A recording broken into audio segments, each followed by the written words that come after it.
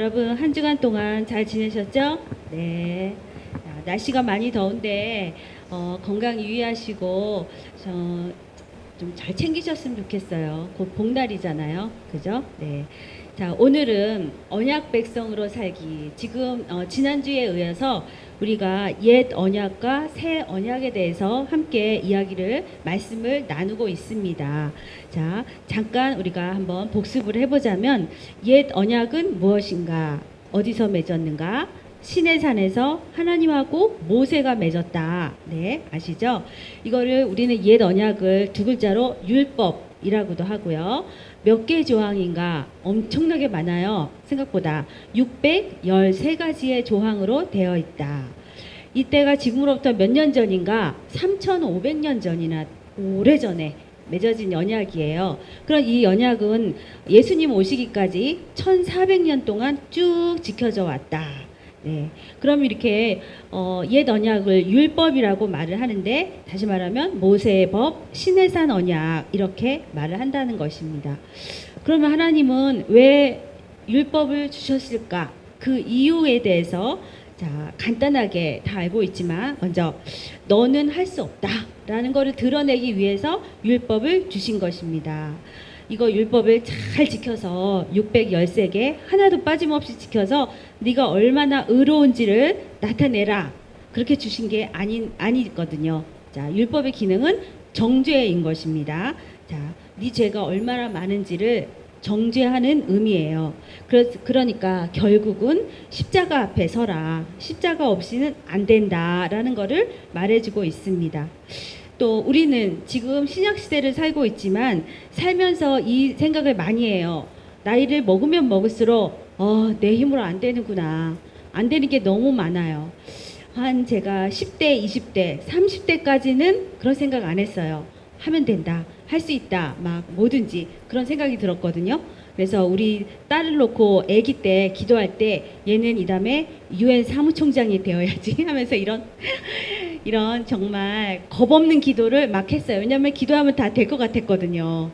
그런데 대학도 못 들어가서 막 힘들어하는 걸 보면서 안 되는 게 있구나, 이런 거를 저도 이제 깨닫는 거죠. 물론 하나님의 은혜로 다 작동된다는 걸 알지만 또 이런 것들을 깨달으면서 우리의 인간관계, 뭐 부부관계, 자녀관계, 또 재정 문제, 건강 문제, 이런 것들이 이거는 정말 하나님 은혜 없이면 안 되는가를 점점 깨닫게 되는 것입니다.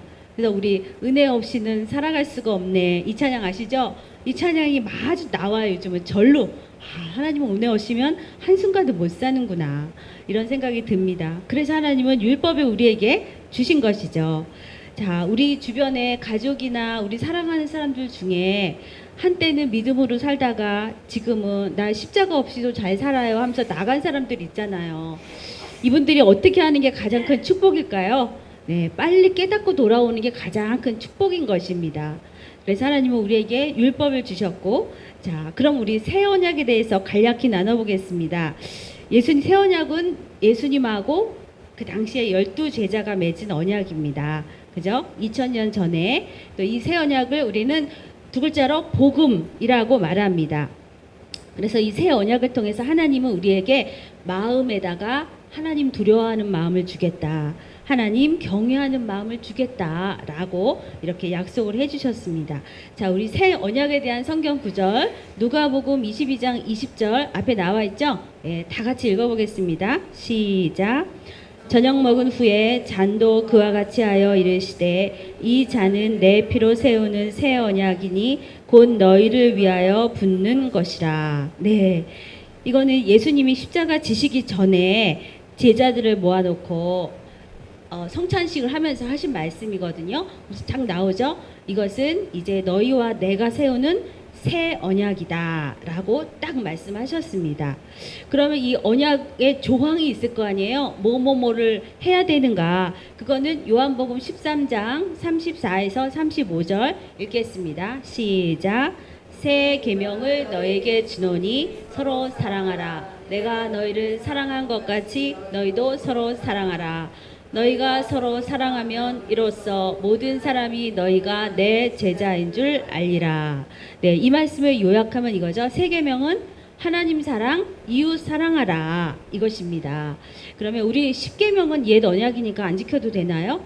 네, 10계명도 요약하면 하나님 사랑, 이웃 사랑인 것이죠.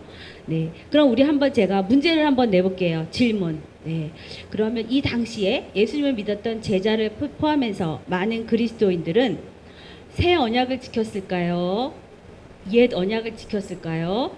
둘 다 지켰을까요? 네, 먼저 새 언약 지켰다 하는 분 손 들어보세요.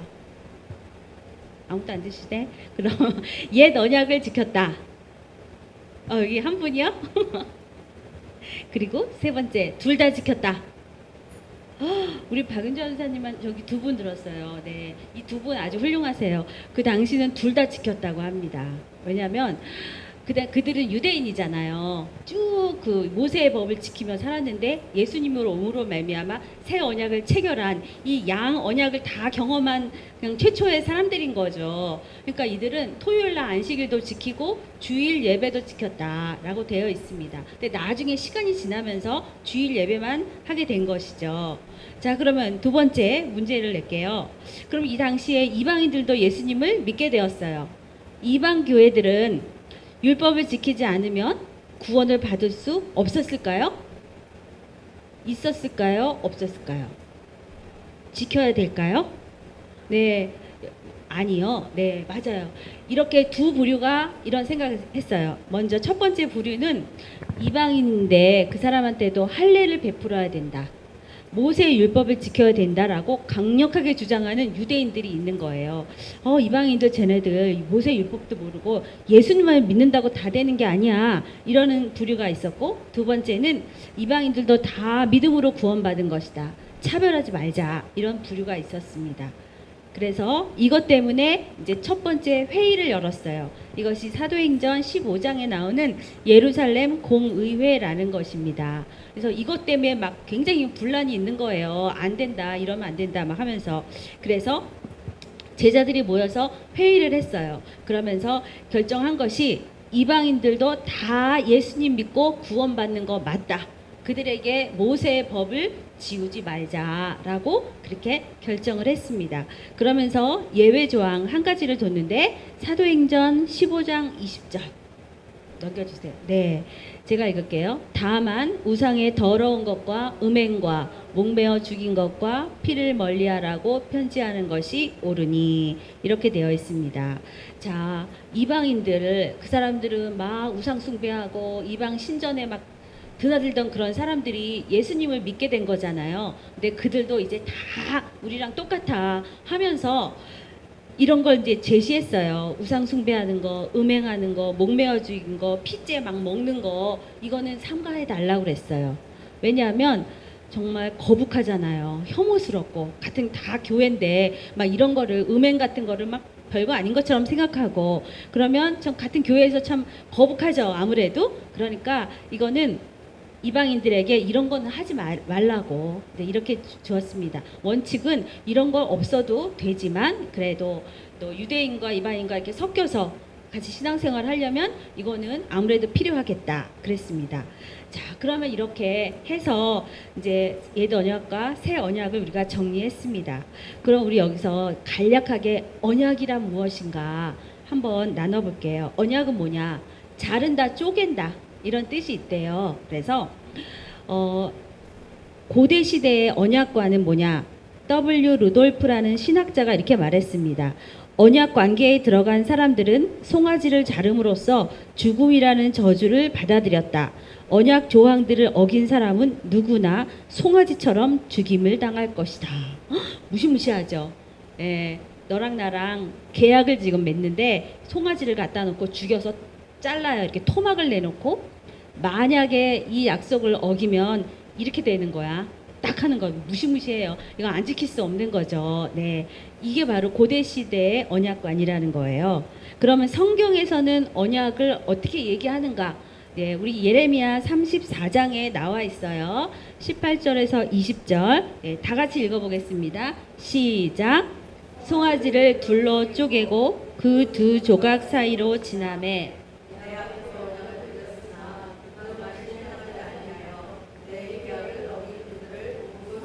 두 조각 사이로 지난 유다 고관들과 예루살렘 고관들과 내 시들과 제사장들과 이 땅 모든 백성을 내가 그들의 원수의 손과 선인자의 손에 넘기리니 그들의 시체가 공중의 새와 땅의 짐승의 먹이가 될 것이며. 아멘. 네, 정확하죠. 여기도 딱 나와 있어요. 송아지를 쪼개놓고 그 사이로 언약 당사자는 하나님하고 이스라엘 백성인데 언약을 지키지 않으면 이렇게 되는 거야. 해서 그렇게 됐어요. 그죠? 여기 보니까 거기 줄친 부분에 보니까 그들을 이스라엘 백성을 바벨론에다가 넘겨줬어요. 그래서 거기 끌려갔죠. 아니 아까 그거 네 끌려가서 죽임 당하고 뭐 말도 못할 고생을 겪었죠. 진짜 그 송아지처럼 된 거예요. 예, 하나님의 언약이 이렇게 무서운 거죠. 그래서 너의 시체가 공중의 새와 땅의 짐승의 먹이가 될 것이다. 죽는다는 말인데 실제로 그렇게 됐어요. 바벨론에 끌려가서 자, 포로로 끌려가는 이스라엘의 운명을 그대로 여기서 표현하고 있습니다. 그런데 이제 이렇게 포로 생활을 하면서 70년이나 포로로 생활을 하고 있는 그들이 그 마음에 어떤 생각이 들어요? 이제 우리 이제 죽었구나. 이제 하나님하고 약속도 어기고 그냥 망한 백성이구나. 이런 생각을 하겠죠. 네. 그래서 우리가 어겨가지고 이 고생을 하니 고생해도 싸지. 정말 우리에게는 더 이상 길이 없구나. 이렇게 절망하고 있는 백성들에게 하나님께서 처음으로 새 언약이라는 얘기를 꺼내세요. 우리가 새 언약은 신약이라고 알고 있잖아요. 근데 구약에 그것도 예레미야서에 나옵니다. 31장 31절. 예, 여기 나오죠. 이게 처음으로 구약에서 새 언약 얘기가 처음 나와요. 제가 읽어볼게요. 31절. 여호와의 말씀이니라. 보라, 날이 이르리니 내가 이스라엘 집과 유다 집에 새 언약을 맺으리라. 자, 이 새 언약은 어떤 거냐? 32절. 이 언약은 내가 그들의 조상들의 손을 잡고 애굽 땅에서 인도하여 내던 날에 맺은 것과 같지 아니할 것은 내가 그들의 남편이 되었어도 그들이 내 언약을 깨뜨렸음이라. 여호와의 말씀이니라. 자, 옛날에 모세랑 맺은 그 언약하고 다른 거 한다는 얘기 하시는 거예요. 그죠? 그러면서 그 내용이 뭐냐? 33절 우리 다 같이 읽을게요. 시작. 그러나 그날 후에 내가 이스라엘 집과 맺을 언약은 이러하니 곧 내가 나의 법을 그들의 속에 두며 그들의 마음에 기록하여 나는 그들의 하나님이 되고 그들은 내 백성이 될 것이라. 여호와의 말씀이니라. 네, 여기 언약 내용이 나오죠. 나는 너의 하나님, 너희는 내 백성이야. 이제 새 언약 다시 맺자라고 하신 거예요. 자, 구약에 보면 여기도 나오고 또 에스겔에도 요 내용이 나오거든요. 자, 그러면 그 당시에 이스라엘 백성은 왜 실패했을까요? 자, 그들은 어떻게 했냐면 율법이요 613가지 지키기만 하면 되잖아요. 그러면서 마음은 없는 형식으로 한 거예요. 그리고 심지어 밖에 나가서 죄를 실컷 짓고서도 또 그거 뭐 모세 몇 번째 지키는 거예요, 그냥. 그러니까 이거는 정말 마음 없는 행동인 것이죠. 그래서 겉에서 맴도는 신앙생활을 한 것입니다. 하나님도 섬기고 바알도 섬기고 하면서 이렇게 신앙생활을 했습니다. 자, 진짜 하나님은 이걸 원하실까요? 아니죠. 진짜 속에서 우러나오는 하나님 사랑하는 그런 관계를 원하신 거예요. 자, 그러면서 하나님이 이제 나는 그들의 하나님이 되고 그들은 내 백성이 될 것인데 어떻게 하면 그렇게 될까? 너네 마음에 새기자. 뭘로? 돌로 새기는 게 아니라 성령을 부어서 새기자. 이게 바로 새 언약의 약속인 것입니다. 자, 그럼 이때 예레미야가 이 말씀을 하는 거예요. 포로 시대에. 그러면 이 말씀은 언제 성취되었을까요? 네, 우리가 다 알죠. 예수님 모셔서 십자가 지시고 부활하심으로 이제 성취가 되었습니다. 그러므로 이스라엘 백성의 모든 죄와 허물이 다 극복되는 그런 사건이 된 것입니다. 따라서 이제는 성령을 부어주셔서 이제 그게 율법이 지켜지는 거예요. 이제 예전에는 그냥 신용만 하는 거 있잖아요. 그냥 눈 가리고 아웅하고 죄는 또 죄대로 짓고 그거 말고 진짜 율법을 지키는 삶을 살 수 있도록 만들어 주겠다. 그게 바로 새 언약입니다. 자, 그러면 이제 새 언약을 가지고 살아가는 사람들의 특징이 뭔가 세 가지로 알아보겠습니다. 첫 번째, 자, 첫째는 육이 아닌 영으로 살아간다. 우리 이 말씀 많이 들었죠? 예, 설교 시간에도 영으로 살아라 이 말씀 많이 들었어요. 자, 이제는 종이에다가 안 새기고 돌에다 안 새기고 마음에 새길 거야. 근데 여러분 마음을 영에 새긴다고 했는데 영을 또 동시에 성경에서는 양심이라고 해요. 아무리 악한 사람도 그 속에는 양심이라는 게 있거든요. 그래서 어디다 새기냐? 양심에 새긴다. 네, 그래서 하나님은 진정한 그들의 우리의 변화를 정말 바라시는 거죠. 그래서 우리가 하나님이 마음에 새겼다는 거는 우리의 마음이 성령으로 이제 충만하게 됐다는 것을 의미하는 것입니다. 그래서 이제는 어떻게 될까요? 성령께서 내 안에 있으면요, 까다로운 사람 용납할 수 있게 되는 거예요. 네, 우리 주변에 그런 사람 많죠. 일하다 보면 뭐 참 까다로운 사람 많죠. 또 용서하기 힘든 사람 또 용서할 수 있는 마음을 주시겠다 이겁니다. 네, 이거는 내 마음이 아니라서 가능한 것이 하나님의 마음이 부어졌기 때문에 그게 가능한 것이에요. 여러분 이거를 바로 기적이라고 하는 거예요. 우리는 성경에 죽은 자가 막 벌떡벌떡 일어나고 막 그것만 기적이다. 요즘은 왜 그런 기적이 안 나타날까? 이렇게 말하는 사람 많이 있잖아요. 근데 요즘의 기적은 그거죠. 나의 돌같이 완악하고 막 미워하고 막 한이 맺혀 있는 내 마음에 성령이 오셔서 내 마음이 아주 부드러워진다. 그게 하나님이 주신 기적인 것입니다. 자, 그래서 육이 아니라 영으로 산다는 것은 뭐냐? 육으로 사는 거는 우리가 다 육으로 살아봐서 알아요. 육은 자꾸만 나를 향하게 돼요. 내가 받은 상처, 억울함, 나도 할 말이 되게 많아 하면서 계속 내 얘기를 막 하는 거 있죠. 이거는 육으로 사는 거고, 영으로 사는 거는 무엇인가? 영은 계속 하나님을 향하게 해요. 내 영이 하나님을 향하게 해서 하나님이라면 어떻게 하셨을까?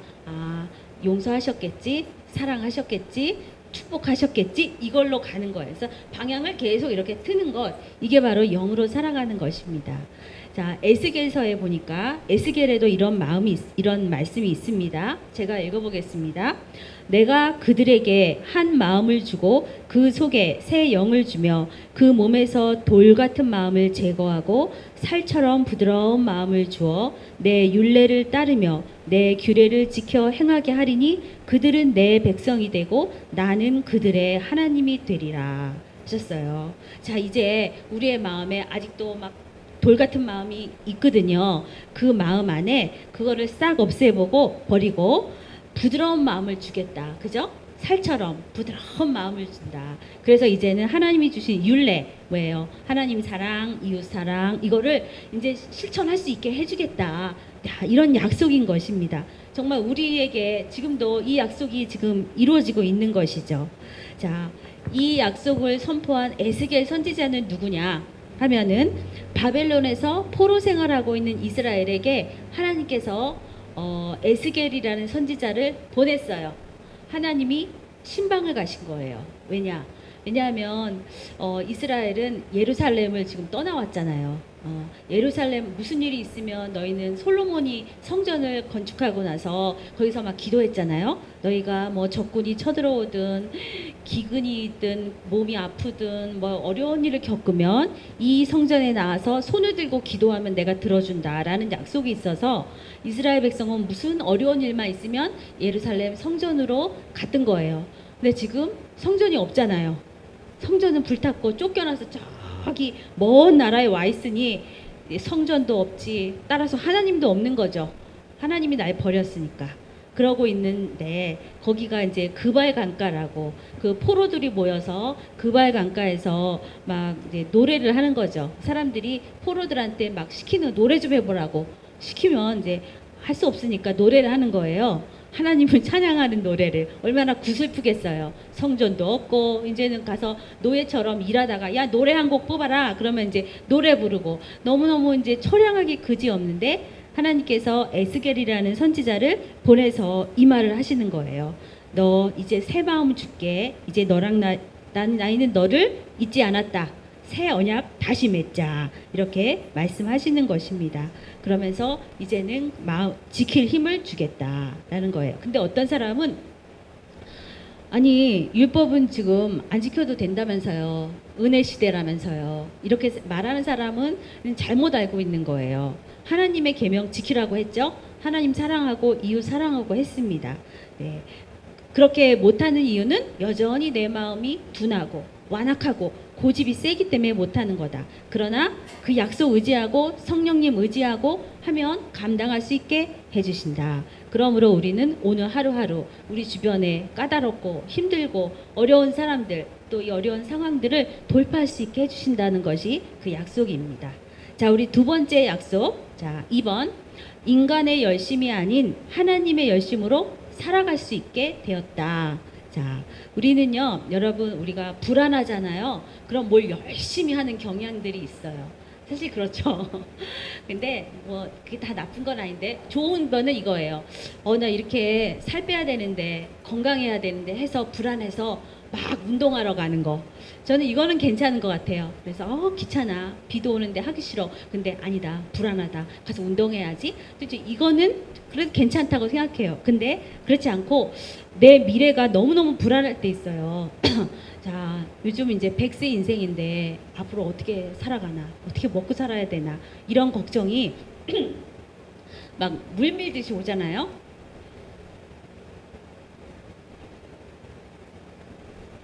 그런데 여러분 40대가 넘으면 40대, 50대, 60대가 되면 일자리가 없어요. 여러분도 아시죠? 자, 써주는 데도 없고, 네, 뭐 힘든 일 무슨 청소, 무슨 설거지, 무슨 어디 가서 영업하는 거 이런 거 말고는 정말 일할 데가 없어요. 그래서 사람들이 불안한 마음에 막 이것도 해보고 저것도 해보고 알바 사이트도 막 뒤져보고 한다고요. 네, 저도 해봐서 아는데, 자, 근데 또 제 핸드폰이 제가 이제 50대니까 50대에 맞는 게 막 뜨더라고요. 그래서 AI가 막 띄워져요. 50대에 맞는 일자리 구하십니까? 막 이런 거. 그래서 그걸 찾아보면요. 주로 뜨개질을 하라고 그러더라고요. 어떤 사람이 세상에 눈도 안 보이는데 무슨 뜨개질을 뭐 뜨개질을 하세요. 뭐 부터 해서 무슨 뭘 만들으래 막 야 정말 세상에 말도 안 되는 걸 이걸 얘기하는구나. 그래서 답답하죠. 막막해요. 그리고 자 그런 걸 보면서 이러다가 또 잘못하면 사기 당하잖아요. 하루에 1시간만 투자하시면 월 300을 법니다. 막 이런 거 있어요. 이런 거 절대 누르면 안 돼요. 네. 막 이제 불안해하는 우리 중년들, 50대, 60대를 향해서 또 사기꾼들이 그냥 막 설치고 있더라고요. 그거에서 막 피해본 거 TV에도 나오고 하는데 그래서 정말 우리는 고민이 아닐 수가 없습니다. 또 요즘은 고물가 시대, 이 치열한 이 시대에 정말 살아갈 길이 막막합니다. 자, 여러분 이 생각이 맞는 생각일까요? 현실적으로 볼 때는 맞는 말이죠. 네, 인간적으로 볼 때. 그런데 이 생각은 틀린 생각이에요. 하나님 입장에서 보면 아주 틀려먹은 생각인 거죠. 왜냐? 우리는 믿음으로 사는 사람인데 믿음의 기준이 하나님이 기준이에요? 내가 기준이에요? 네, 저도 가만히 생각해 보니까 하나님을 믿는 거잖아요. 그죠? 하나님의 실력을 믿는 게 믿음이에요. 근데 보니까 내가 아이고 체력도 안 좋지 나이도 많지 막 이 얘기를 자꾸 하고 있다 그러면은 기준이 내가 되는 거더라고요. 아, 나를 믿어서 그렇구나. 아니다. 하나님을 믿는 것이다. 하나님이 기준이어야 된다는 것입니다. 그래서 우리가 구원받은 것도 하나님의 해놓으신 일, 십자가 지시고 부활하시고 우리를 구원하신 거를 믿는 거예요. 그거 하시는데 뭐 우리가 도와드린 거 하나도 없지만 우리는 그 사실을 그냥 믿는 거죠. 그러면 우리의 인생 가운데 앞으로 100세, 오래 사는 사람 120세까지 살 때 하나님이 우리를 위해서 해놓으실 일들을 믿는 것, 그렇게 믿으면서 사는 것이 믿음이라는 것입니다. 그래서 여기서 빼야 되는 게 내 열심을 빼고 하나님이 열심 내도록 하셔야 돼요. 네, 그게 우리가 해야 될 일인 것입니다. 성경에 보면 불의한 청지기라고 아시죠? 네, 이 청지기가 주인의 소유를 막 낭비한다는 그런 말을 듣고서 주인이 안 되겠다, 얘를 잘라야겠다, 네, 했어요. 그러니까 이제 청지기 입장에서는 나 여기서 쫓겨나면은 큰일인데 어떡하지? 뭐 땅을 파자니 힘이 없고 뭐죠? 빌어먹자니 부끄럽구나. 저는 이 말이 우리가 하는 말 아니에요? 어디 가서 땅을 파자니 힘이 들고 어떡하니 부끄럽구나. 야, 이 말을 청지기가 딱 하더라고요. 그런데 이 청지기는 얼마나 지혜롭게 행했는가. 그는 주인에게 빚진 사람들을, 다시 말하면 빚쟁이들이죠. 다 불러 모아가지고 빚을 뭐 50%막 다 탕감을 해줬어요. 왜냐하면 청지기는 그렇게 할 수 있거든요. 아직까지는 청지기라서 그렇게 다 해주는 걸 보고 주인이 굉장히 칭찬했어요. 그러면 이 청지기는 뭘 잘한 거죠? 예, 이 사람은 자기 처지, 지금 쫓겨나기 일보 직전인 자기 처지를 가지고 일을 푸는 게 아니라 주인 입장에서 일을 푸는 거예요. 우리 주인 능력 많지? 그리고 그 주인이 은혜를 베풀게 해야지. 그래서 결과는 뭐냐? 많은 사람들이 이 주인에게 와서 감사하고 주인께 영광 돌리고 주인에게 명예를 돌려드리게 됐어요. 대단한 거 아니에요? 주인 입장에서 야, 얘 대단한데? 그런 거예요. 마찬가지로 우리도 그래요. 하나님께 막 영광 돌리고 하나님께 명예를 올려드리고 하나님 감사합니다 하는 거, 이게 우리가 만들어내는 일인 거예요. 그럼 하나님이 우리한테 아유 잘했다, 아유 잘했다 이렇게 말씀하시는 것입니다. 자, 하나님은 천지 만물을 만드셨고 저도 여러분들을 만드셨죠. 그리고 우리의 미래도 다 하나님 손 안에 있습니다. 내가 어떻게 안 하면 나 지금 어떻게 살아야 되지? 이런 걱정 안 해도 되고요. 우리는 누구보다 귀한 하나님의 자녀들인 것입니다. 그래서 그 하나님 약속을 붙들고 내 열심 말고 하나님 열심히 하시라고 막 옆에서 기도하고 감사하고, 그게 우리가 할 일인 거예요. 여기에 아주 적합한 성경 말씀이 있습니다. 우리 로마서 8장 32절이에요. 네, 다 같이 읽어보겠습니다. 시작. 자기 아들을 아끼지 아니하시고 우리 모든 사람을 위하여 내주신 이가 어찌 그 아들과 함께 모든 것을 우리에게 주시지 않겠느냐. 이게 복음이거든요. 네, 아들을 주셔서 우리를 죄를 사해 주셨고 영생을 주셨고 하나님 나라 상속자 되게 하셨고 성령도 주시고 이렇게 많이 주셨는데, 주실 수 있는 분인데 왜 우리가 구하는 그거 조그만 거 하나 안 주시겠는가? 네, 이게 바로 우리 매일 아침마다 이 말씀을 읽어야 돼요. 외워야 돼요. 하나님이 왜 안 주시겠는가? 충분히 주신다. 네, 그리고 매일같이 하나님을 바라보고 기다리고 감사하는 것입니다. 그래서 하나님이 나에게 어떻게 해주실까를 미리 머릿속으로 상상을 하면서 미리서 기뻐하고 막 상상을 하는 거예요. 네, 그럼 하나님의 약속이니까 그 약속이 나한테 이루어진다는 것입니다. 그래서 하나님께서는 내가 생각하는 것보다 훨씬 좋은 것으로 주신다는 것을 꼭 믿으시기 바랍니다. 네, 여러분 이런 말이 있어요. 제 최선을 다하겠습니다. 이 말 굉장히 함정이 있어요. 왜냐하면 하나님 앞에서 최선 다하겠다고 하면 내가 할 수 있는 것만큼 그 이상은 안 되는 거예요. 그죠? 근데 하나님은 이거 그 이상 하신다고 했으니까 그 하나님을 바라보는 것이 그게 진정한 믿음이라는 것입니다. 자, 우리 마지막 세 번째. 자, 세 번째 우리 다 같이 읽어볼게요. 시작. 율법이 아닌 복음으로 사는 것입니다. 네. 자, 율법은 나쁜 게 아니죠. 네. 율법은 왜 주셨냐? 율법대로 살면 복을 주시고 안 살면 벌 주신다. 이런 내용이죠. 근데 율법에는 이런 특징이 있어요. 율법은 우리 사람들의 죄를 이렇게 드러내는 역할을 해요. 죄가 뭔지를 알려주는 게 율법의 기능, 또 역할인 것이죠. 그래서 어떤 사람들은 이걸 잘못 이해해서 율법적으로 살아요. 그게 뭐냐면 항상 옳고 그른 거를 따지겠다는 거죠. 사람을 만나든 일을 하든 옳고 그른 거를 따지는 거예요. 그리고 또 모든 거를 바로 잡으려는 그런 성향이에요. 그래서 이렇게 그러면 항상 이 잣대를 남한테 들이대요. 나한테 들이대지 않고 남에게 이런 잣대를 들이댄다. 그래서 판단을 한다. 자, 그런데 누구도 나를 가르치려는 사람은 좋아하지 않습니다. 그죠? 나한테 충고하는 사람 아무도 안 좋아해요. 만나서 내가 너한테 충고 하나 할게. 이 말을 듣자마자 기분 나쁘죠. 딱 일단 기분부터 나빠요. 그런 것처럼 다른 사람을 판단하고 재단하고 충고하는 것, 이게 약간 율법적인 성향이거든요. 네. 주님은 그런데 그렇게 하지 말아라. 너희는 복음으로 살라고 했으니까 자 그렇게 하지 말라라 하면서 이 말씀을 하셨습니다. 마태복음 7장 12절 읽어보겠습니다. 그러므로 무엇이든지 남에게 대접을 받고자 하는 대로 너희도 남을 대접하라. 네, 그렇죠. 이거는 황금률이라고 다 아시죠? 네, 이거는 어디다 대도 다 통하는 룰인 거예요.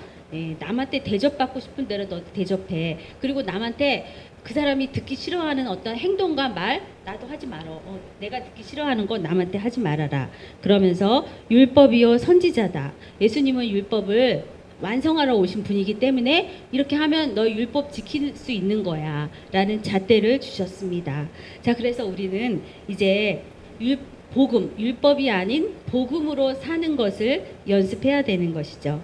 자, 뭘 자꾸만 따지고 싶을 때 따지는 거는 판사, 검사, 경찰관한테 맡기고 우리는 그들의 허물을 덮어줘야 되는 것입니다.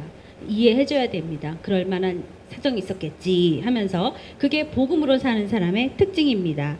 왜냐하면 우리는 하나님의 은혜 때문에 덕을 본 사람들이거든요. 하나님이 우리를 싹 덮어주셨기 때문에 우리도 그렇게 살아야 하고 또한 우리 내 삶에 복음의 흔적들이 여기저기 나타나야 하는 것입니다. 자, 이제 결론으로 저와 여러분은 하나님의 언약 백성이에요. 네, 이제는 육으로 살지 말고 영으로 살아야 되고요. 두 번째, 내 열심으로 막 호둥대지 말고 하나님 열심을 믿고 사는 것이죠. 세 번째, 율법이 아닌 복음으로 살아내는 것, 그것이 우리 율법 언약 백성들의 할 일인 것입니다. 이렇게 해서 승리하는 저와 여러분이 되기를 간절히 부탁드립니다.